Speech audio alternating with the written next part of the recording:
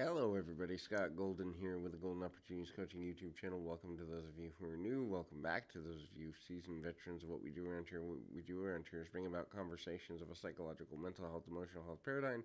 We do that as often as we can, usually several times per week. We do that for your listening pleasure. Get over 1,300 of these available for your listening pleasure at this moment. If you are looking for life, business, relationship coaching, would love to be helpful to you in that way. We continue to bring you content so that you can get more out of your life on a day-to-day basis. So what are some signs of depression that you may be passing over? That's one thing to look at if you are dealing with depression, other mental health issues, other emotional health issues, or you're trying to change habits. Coaching can be a great way to do that and a great benefit to your team of recovery. And so would love to be helpful to make that happen for you. Please feel free to reach out at PO Perception on Twitter or in the About Me section of this YouTube page. Either way, get you in touch with me or a member of my team. We can go from there. Oversleeping is one thing. Obviously, a person who's highly depressed is going to want to avoid the conflict of their world or the conflicts of their world, and so oversleeping is one way that people can do that. If you're sleeping, then you're not really thinking, you're not stressed, you're not worried, you're just kind of almost non-existent, right?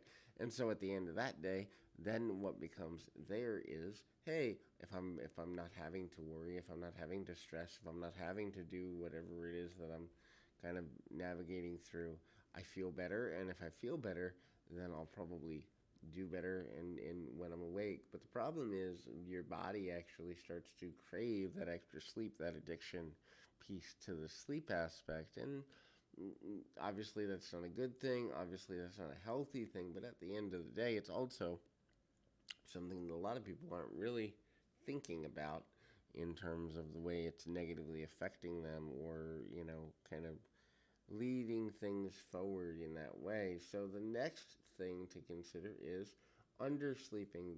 So obviously the opposite is true. If you're undersleeping, you're a person who, for the most part, is not getting the level of rest that you need, not getting the level of sleep that you need, and that will cause a whole bunch of problems in the long and short of it.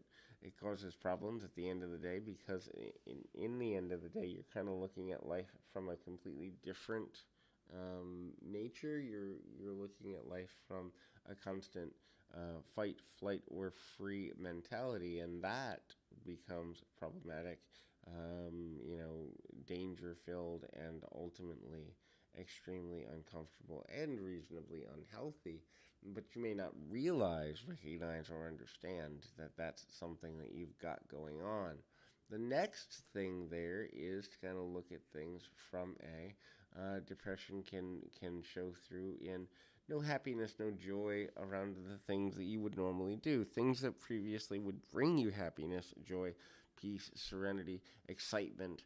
You're just kind of pulling away from them, or you're feeling like this doesn't bring me that anymore. And most often that's because your emotional sensory is off balance, and your belief is nothing is ever going to feel better. So you've kind of convinced yourself that in the end you will get to a place where you're, not happy, not healthy, not getting to where you need to be, and ultimately that leads to a struggle.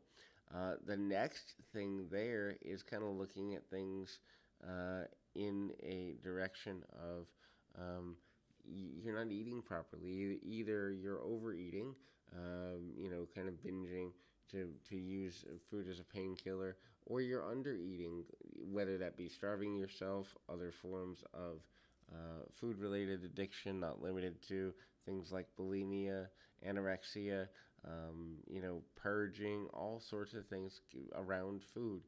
Anything that we can control to control our mood and our mental state can also be used as a manipulation tool within ourselves when we're depressed, and it's important to look at that. If you're constantly dealing with rumination and guilt, it's also another sign of potential depression. And when you are looking at that and not realizing that that's the motivating cause, you may get stuck in a loop where you're just never feeling better, never feeling better, never feeling better, and yet you're just kind of constantly in a space of emotional disarray. So hopefully this is helpful to you. Keep your feet on the ground, your mind in the moment. Until next time, everybody.